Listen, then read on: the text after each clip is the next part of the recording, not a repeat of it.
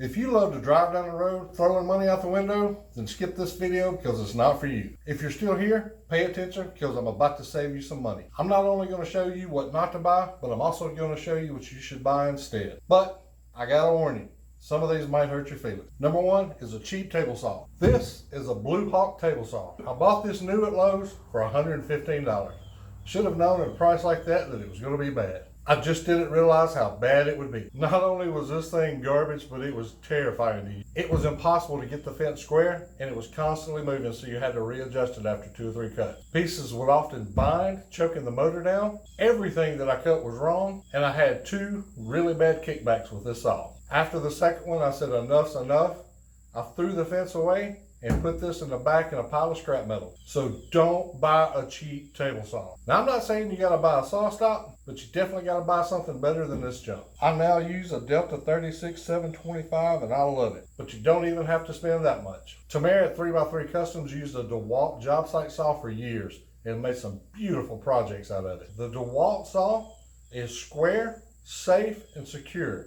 Everything that this thing is not. I'll drop the link to her talking about her saw in the description below so you can check it out. Time to hurt some feelings, because number 2, F-style clamp. Seriously, why does YouTubers love F-style clamps so much? And I'm not talking about parallel clamps. I understand the reason behind those.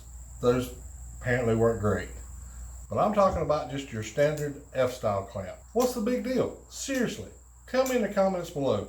Why are these so great? You can't hold 2 pieces together and clamp at the same time because it takes both hands to use these stupid things. You have this tiny little handle that's slick and hard for old people like me to use. I seriously can't think of one thing that makes these so great.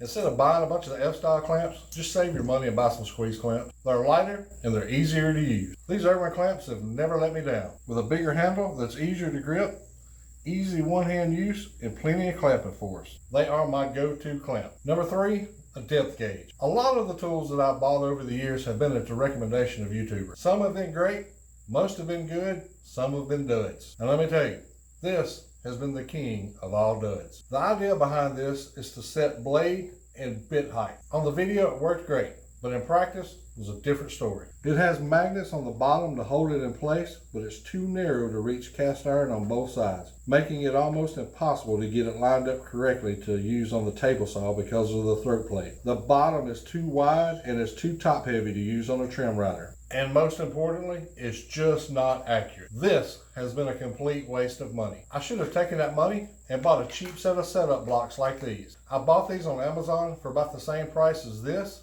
The difference is this works great, this is garbage. I added this to the list less because of the specific tool, but the very important lesson that it taught me. You should always get more than one opinion before you spend your hard-earned money. Now, I'm not saying anything negative about the YouTuber that reviewed this. They seem to be a very genuine person that had a good experience with this. And there could be a lot of reasons why I did it. So my advice to you is to do your research before you buy anything. And that means not taking any one person's advice on anything. Not even mine. Even though I would never suggest anything that I don't believe in, not everyone is going to have the same experience that I've had. Number 4, biscuit joiner. Now, I'm not saying this thing is useless, but it's not far from it. There have been many tests by people a lot smarter than me that prove that this adds no structural integrity whatsoever. You can use it to align boards for glue up, but you'd be better off with a simple dowel jig. Or you can just use some of that scrap wood laying around your shop as a set of cawls. The only other use for this that I know of is to cut slots for Z-clips, but a simple trim rider works just as well. And if you compare a simple trim rider to a biscuit joiner,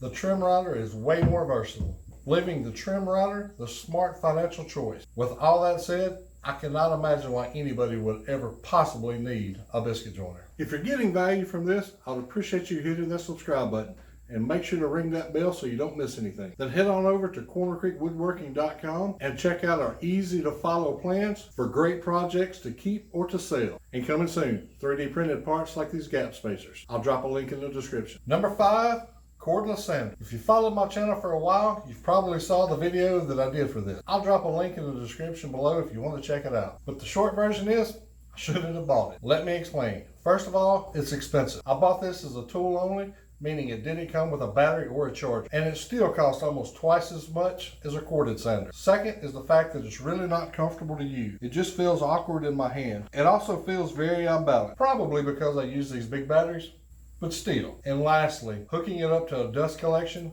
negates any advantage of having a cordless tool. And that's something I didn't think about until after I bought it. So just save your money and buy a corded sander.